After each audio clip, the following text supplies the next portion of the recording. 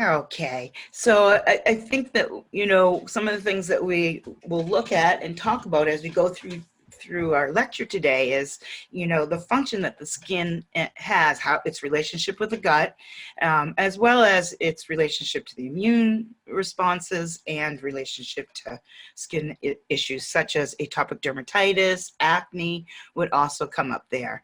And one of the things that for me that I step back and look at is I think about, you know, okay, this is some great information. In the last decade, we've gotten so much information about the microbiome and the human microbiome as a factor in human health and development and chronic disease.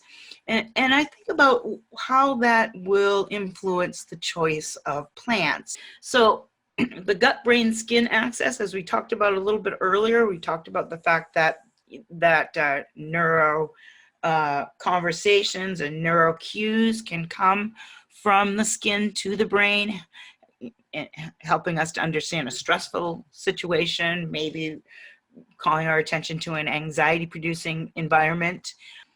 So I'm going to just take a minute and wrap up a little bit on mucosal immunity, because I wanted to kind of give you a sense of what might I do. And so this is a mucosal immunity for internally.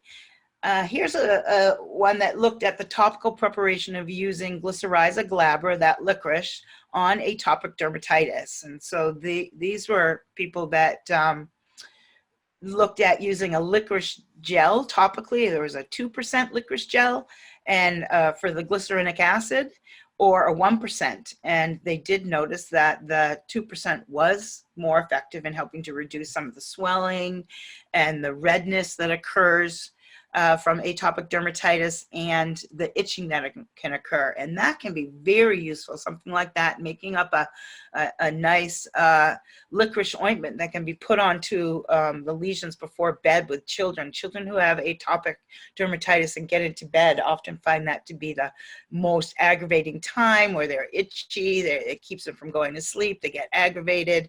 And if this can help to quell that. So one, you could do strawberry vinegar. I gave you the recipe earlier for rosemary vinegar, but strawberry vinegar is very useful. It's a cup of fresh strawberries. I don't make this with dried, and 2 cups of white wine vinegar. And I only use white wine because I'm looking for a brilliant, bright vinegar that's going to have that strawberry color. All right, so I'm going to wrap up with my last 5 minutes with a kind of a case and try to pull some things together that we talked about. This is Sis. She's a 42-year-old woman. She's got chronic digestive complaints, gas, bloating, irritable bowel syndrome, food sensitivities. And chronic means it's been going on for a while.